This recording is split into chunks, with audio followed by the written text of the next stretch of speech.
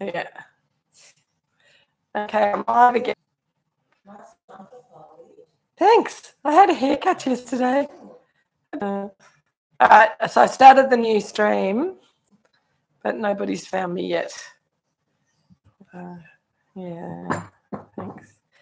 Hey, yes. Okay, you got me. Good, excellent. I'm just wondering if I need to send out the link to people who. Did you guys get the link on the? Did you get the new link on the old link? Did that work? Or do I need to send another email out to everyone with the new link? I've got Anne and I've got Keely. And I've got me. Okay, Fiona, cool. Excellent. Hopefully most of you know how to go through YouTube. I'm just gonna keep going, I think, because I think all of my key core audience is Twitter. Peter brought me this. I got a mushroom. I think I've got most of you back. So yes, excellent. All right, so 2019 Pinot. Right. Okay, I'm going to stop. No, Paul, you can't bark. I told Anne that we wouldn't bark today, Paul. Richard's in charge. Hello, Kay. Hello, Loans. You're back. Excellent, excellent. Good work, Peter and Karen. On the thing, it says there's 9 of you, whereas there were 11 of you. So hopefully everyone's finding their way back. It's given our wine a little chance to open up in the glass. Who else am I looking for? I think we've got pretty much everyone. Karen and Peter and Karen are back. Yep, good, excellent. All right. Let's do this. Can I ask, did anybody get the link from the chat on the old link? Because I'm sure there are some of you guys some people, not you. Ah, thanks. What's salt? Are they a bit undersalted, are they? Okay, cool. Good, thank you. Okay, let's talk about the wine. Blah, blah, blah. Keely, this wine is less savoury than last week. Last week on the opening, it's got this, and it's darker fruited, I reckon. Yeah, they might still be on the old chat link. Okay, good. Okay, so at least a couple of you got it from the chat link. That's good. That means I've done everything that I can to help everyone, and hopefully you'll all get over here eventually. I think most of you are here now. Cool. All right, so slightly dark colour but lovely garnet was what I think we started early 19, which Dad and I were talking about 19 as a vintage, and it was a pretty lovely vintage for most of the growing season, but then we got some really hot weather midway through vintage, so most of the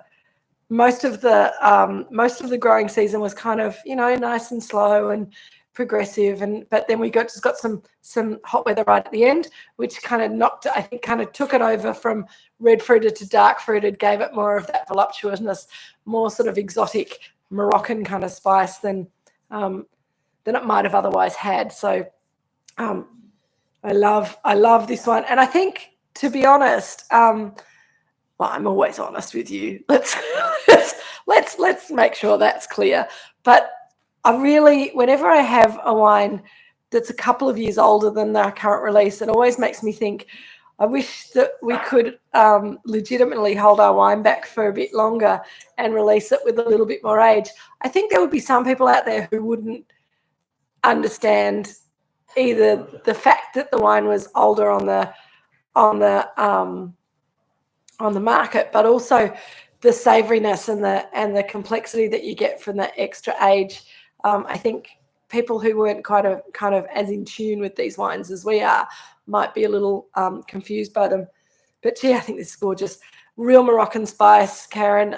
For me, it's got lots of cumin and coriander and cinnamon stick. Hi, Paul. Go and talk to Richard. Yeah, Richard's on Polly duty. Polly, you're on Richard duty. And Tallulah's been such a good girl sitting there waiting for treats and not barking and not getting any treats. It's not fair, is it? But yeah, that coriander and cumin seed combination, I think, is really gorgeous. Bit of pomegranate molasses as well on the nose as it opens up. A little bit of mushroominess, dried mushrooms and fresh mushrooms as well. And I think it's going to go beautifully with whatever mushroomy snacks you're having. Let me have a little taste before I get into the food.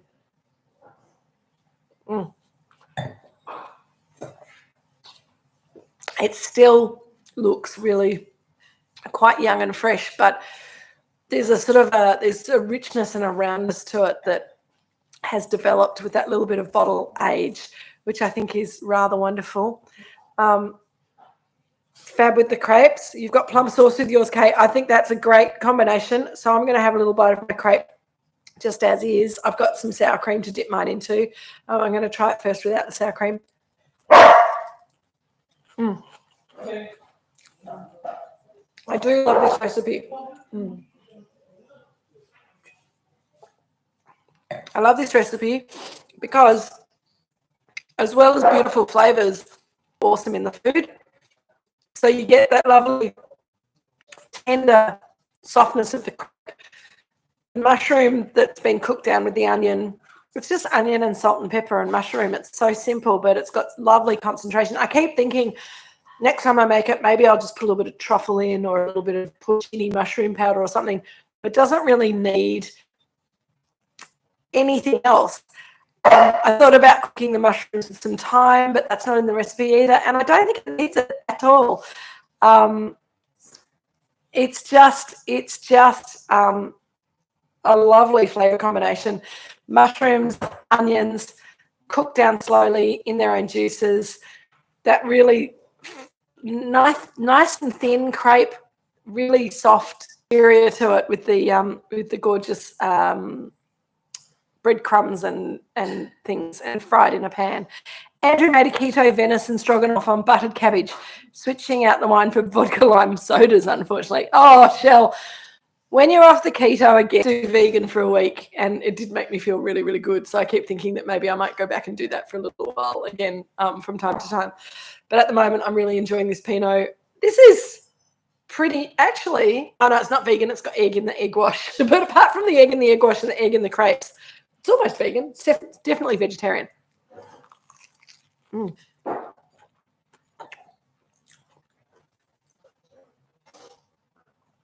think that's salty umami with the wine because it brings up the fruit of the wine. It also brings out the mushroomy, earthy notes in the wine as well. So it does both. It makes the fruit come up and seem sort of darker and more brooding in a way, but also brings out that lovely earthy, savoury, mushroomy kind of notes. Now, what are people saying? The wine has a slightly creamy mouthfeel, Coddy. Yeah, absolutely.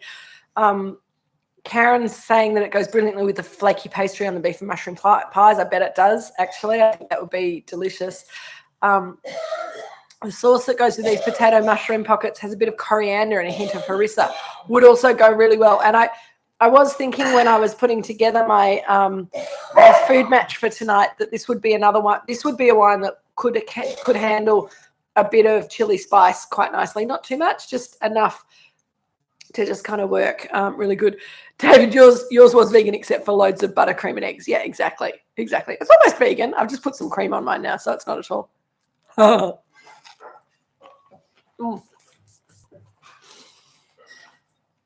Yum. All right.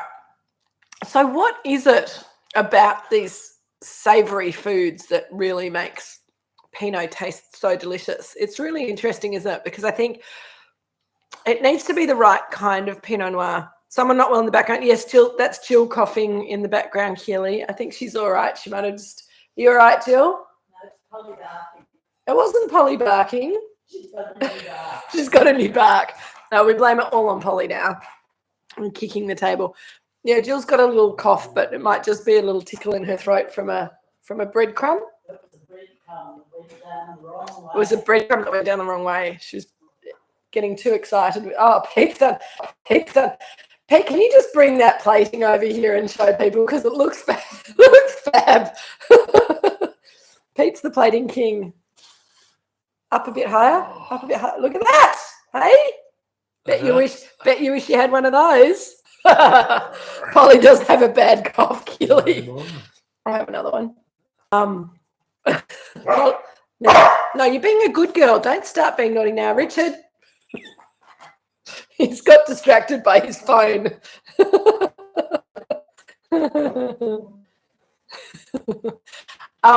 What was I saying? Yes, savoury food with Pinot Noir.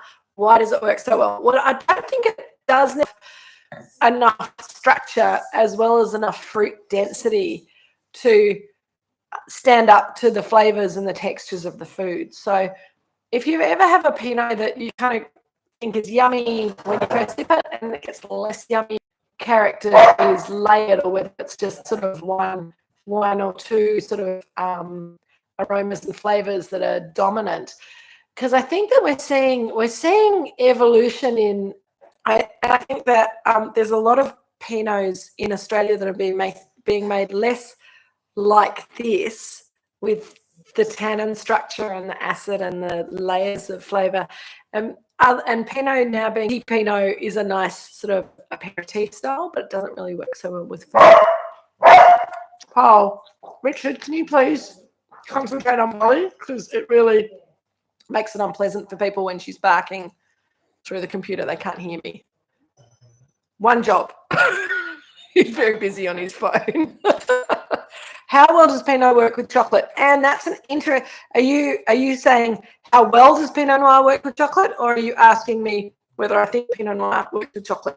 Because I personally don't think it works very well with chocolate, but there are other people out there in the world who think it works really well with chocolate. So